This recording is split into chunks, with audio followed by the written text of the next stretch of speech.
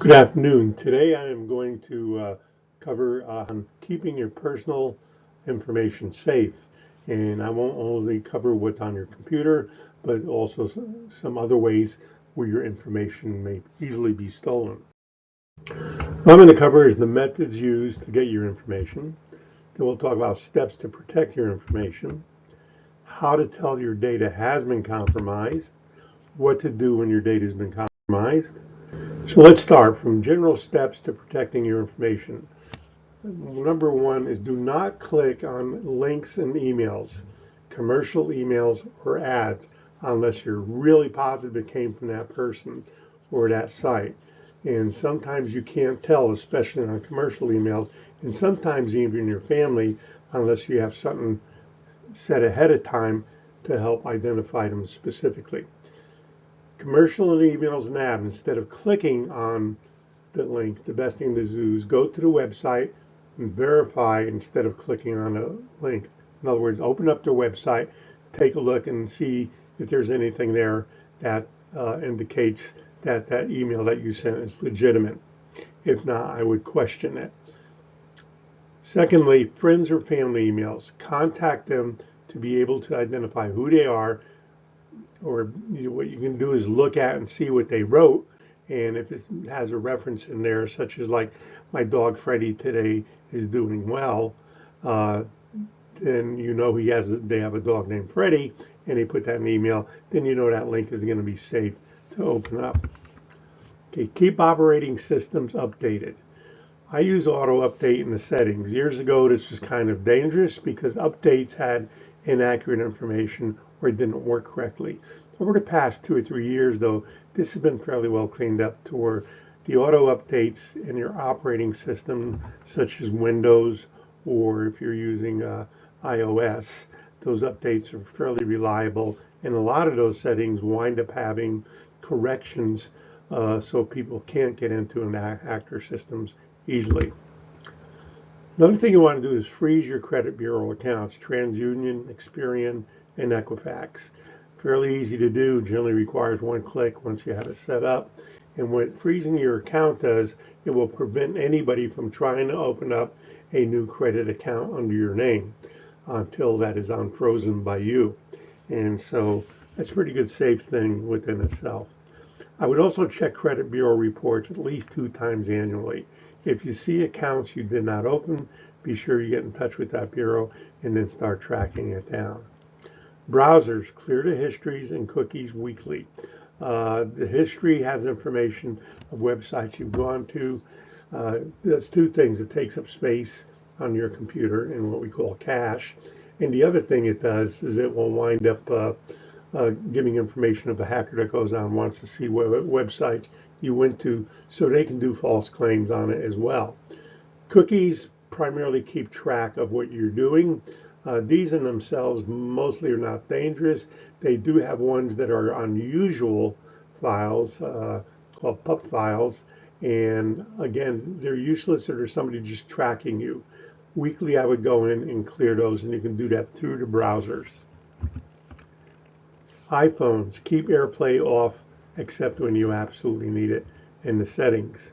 Because if somebody is close by, that does give them access to be able to get on and scan some of your information. Backup important files and pictures on a detachable drive or a safe cloud drive. And what I mean by detachable drive, maybe a thumb drive. As soon as you're done backing up, you disconnect it from your computer. So if they want to play havoc on your computer later, they won't be able to interrupt those files, and you can use that backup to restore and get your information back to an accurate time. Put a GPS tracker or air tags on your valuables, such as like your purses, on where your phone is kept. Also things such as like maybe a bicycle that you have, a pet is a good idea. And trackers wind up giving you the ability to go in and on their website and look and see where that actual item is located by a physical map. And so these are very nice things to have to keep track of things in case they're stolen, especially cars or bicycles, purses, wallets, things along that line. Also, use a separate computer and email account for banking and business purposes only. This is a smart thing to do. Very few people do it. I did it at one time. I no longer do it, but it's the safest way to do online banking or online account stuff because the only thing you're going to use that computer for is actually those accounts. Another thing is passwords. Use non-related words. Don't use the password over and over because if a hacker finds out what your one password is, they can figure it out that will be on most of the things that you use. And it's best to use non-related words such as like car and book, which has no relation to each other, and also non-related numbers. And you can use between 1 and 4 numbers, whatever you want, but make sure it has no kind of relation to anything you have on there. And also symbols when they're allowed, such as like your ampersand sign, your percentage sign, dollar sign, and the @ symbol. These are good to use because it throws confusion into somebody trying to find out what your password is by using what we call password trackers. Okay, software to protect your information. You need to have at least one antivirus program and only one.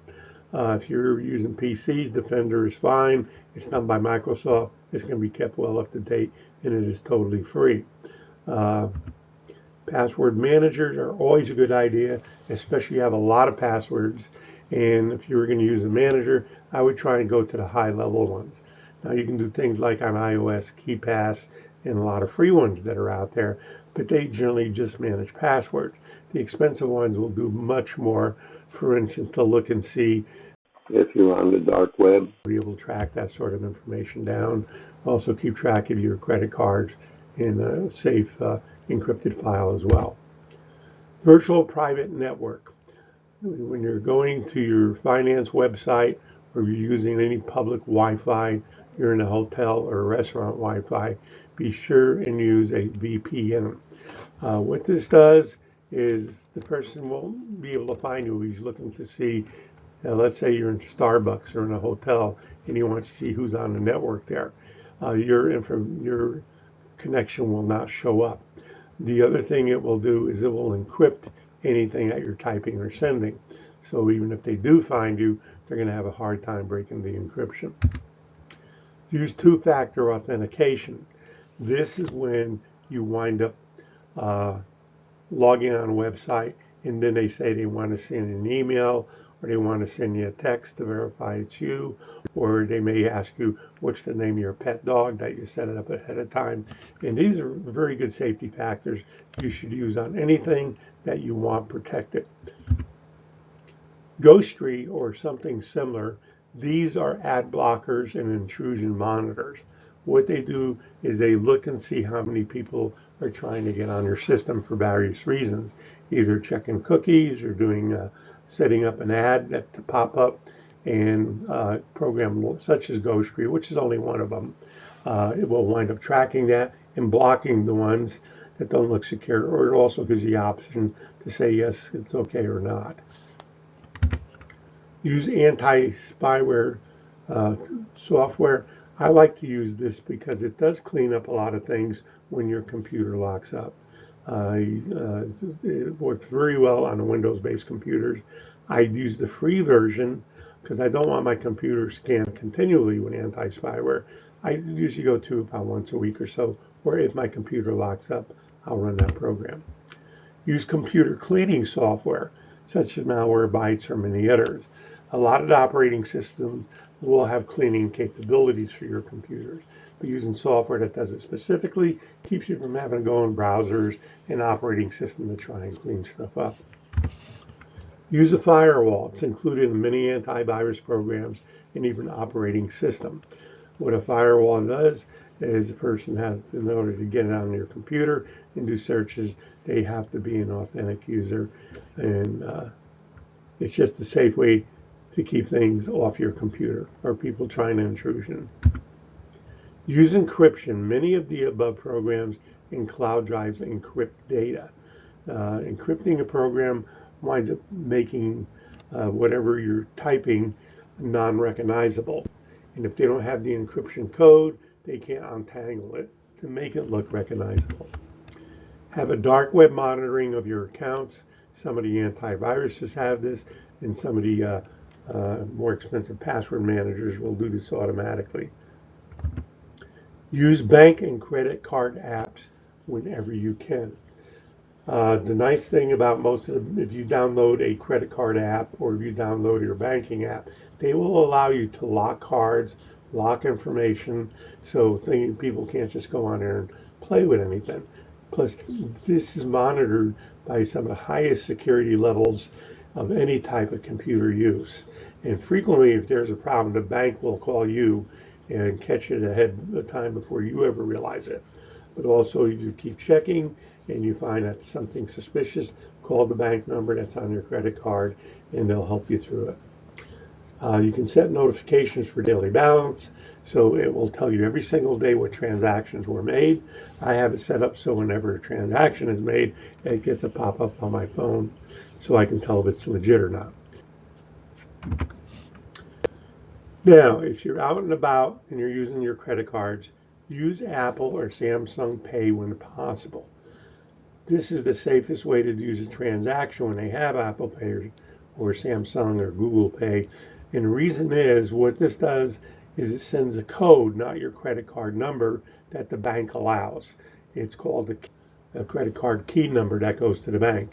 And when you're using your Apple card or your transaction off your watch or your smartphone, what it will do is send the bank authorization. It sees it's a legit transaction and it locates it all within about 1,000th of a second. So these are nice things to have. Non-computer steps to protect your information.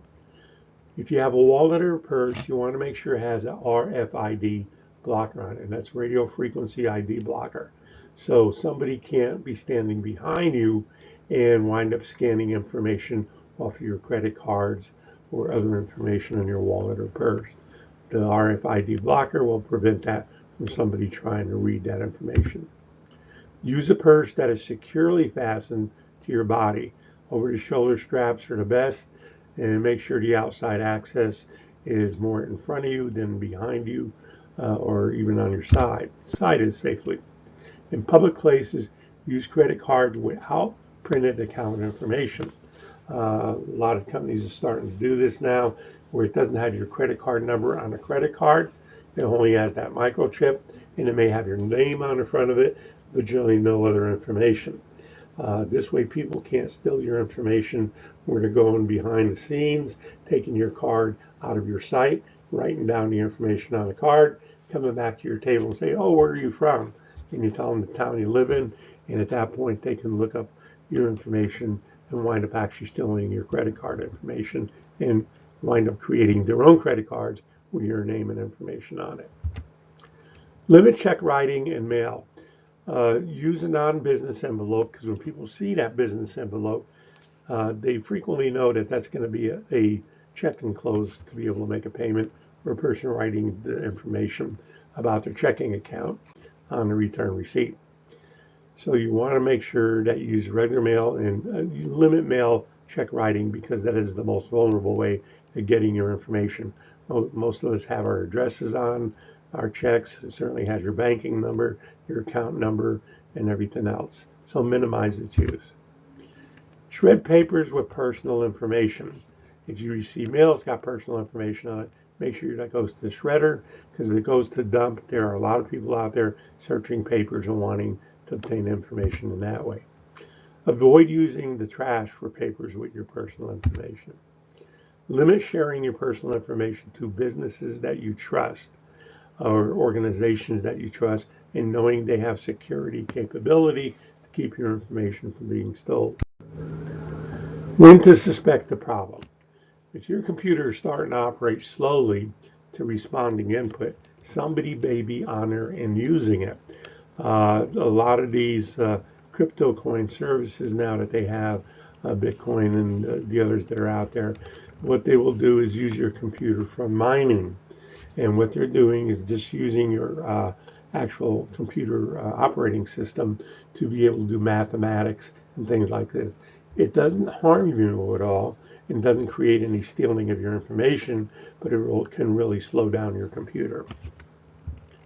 Computer is doing things you don't expect it to do. Somebody could be on your computer. They got into your IP address and or Mac ID, and now they're taking your computer over. So you want to suspect problems there. Misspelling on commercial sites and solicited emails. If you're getting something from, say, Bank America and there's misspelling on it, I would really doubt that that's a legitimate actual email. They can look exactly identical, but people putting out information commercially do generally not do misspelling. Whereas a lot of these hackers are coming from foreign countries, so they don't pay attention to misspelling. People are receiving emails that you did not send. This means that your account has been cloned. Is there danger in it? The danger is mainly then finding out more about who you communicate with and people that have similar interests as you. And but the other danger thing is they're able to use your email. So if you see this, you want to make some quick changes, and that's mainly changing your password as quickly as possible. Pop-up saying you have a problem. 90% of these are not real, especially if they say it's from Microsoft, call this number for repair, or it's from Mac and they want to call this number and do repair. Your computer's taken over, call this number and do repair. These pop-ups are almost always non-legitimate. So I would ignore them, shut down your computer as soon as possible, unplug the batteries and everything else. When you start your computer up again from a fresh start, if that screen is still there, then you're going to have to run a program that winds up taking care of that, or you're going to have to take it somewhere. Okay, receiving ads and emails you don't expect. If you're receiving an email and you don't expect it, I would contact that individual or them, or just delete it, or try, if you want to find out what it is, again, try and call the organization that's sending it to you or the person that sent it. Any email or ad requesting your personal information, I definitely would stay away from that, because unless you're signing into a new account that you initiated, not came in through an email, then somebody's probably just trying to get your personal information. A business or person requesting you only pay by using cryptocurrency. That's a pretty bad red flag.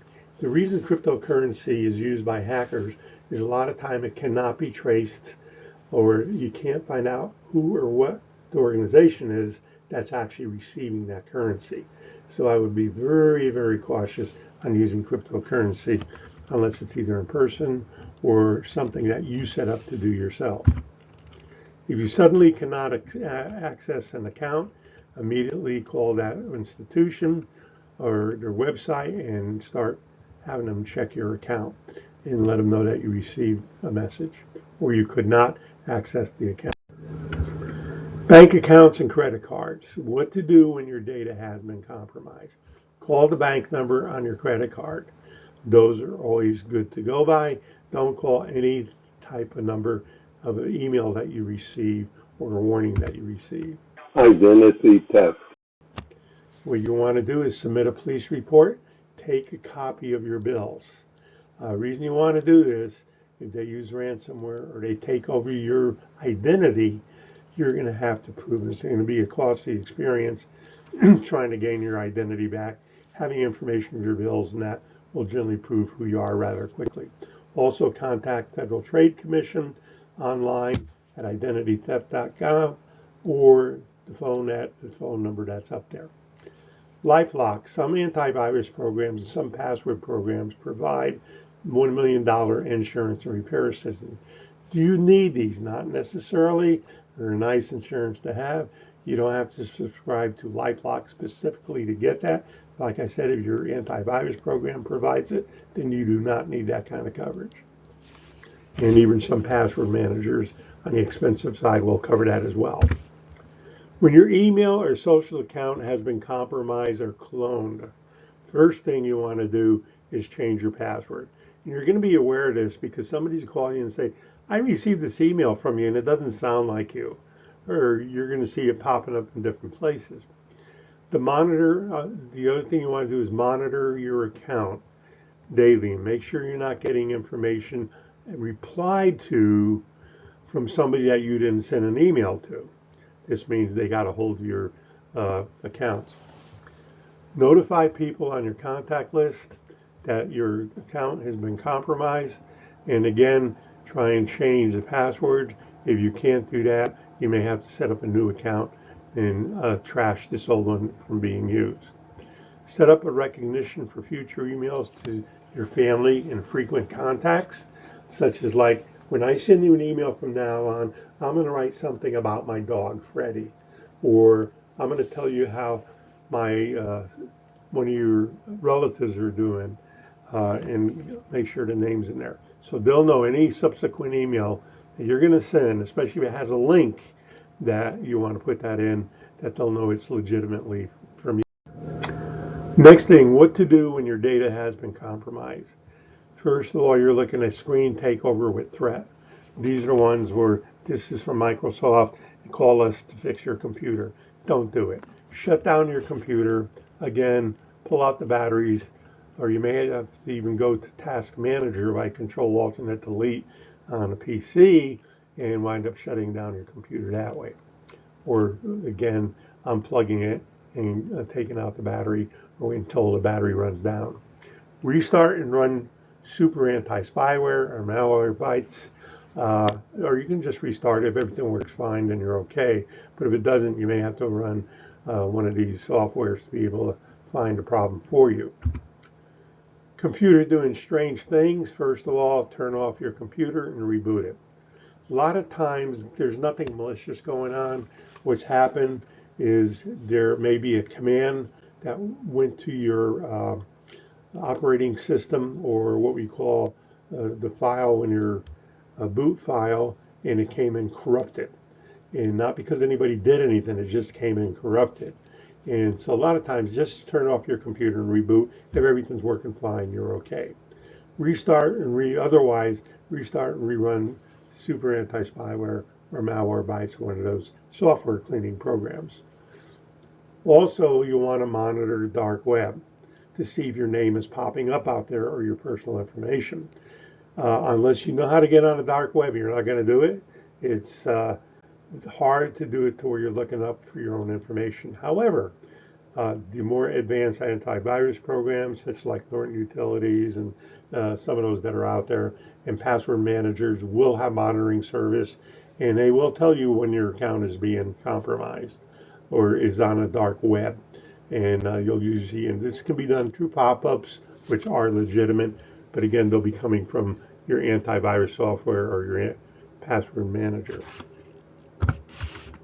If the above does not work, contact computer repair service, and a good percentage of times they'll get you out of trouble unless you were hit with true ransomware. That is one that a lot of times is almost impossible to restore unless you have a good backup drive that was unplugged at the time, and you can restart your computer in what we call safe mode and reload the operating system again. And a lot of times that can take care of those problems. Ransomware steps to take. You will get a screen announcing ransomware and demanding a payment to free up your computer. Take a picture of the screen is the first thing. Disconnect from the internet immediately as quick as you can, because if they are encrypting your actual files that are on there, it can take a while to do that. And if you have an awful lot of files, it can take a half hour, even longer in some cases, to be able to have all your files encrypted to where you can't read them, and you have to wind up paying for the ransom or just giving up or hiring somebody to take care of it for you.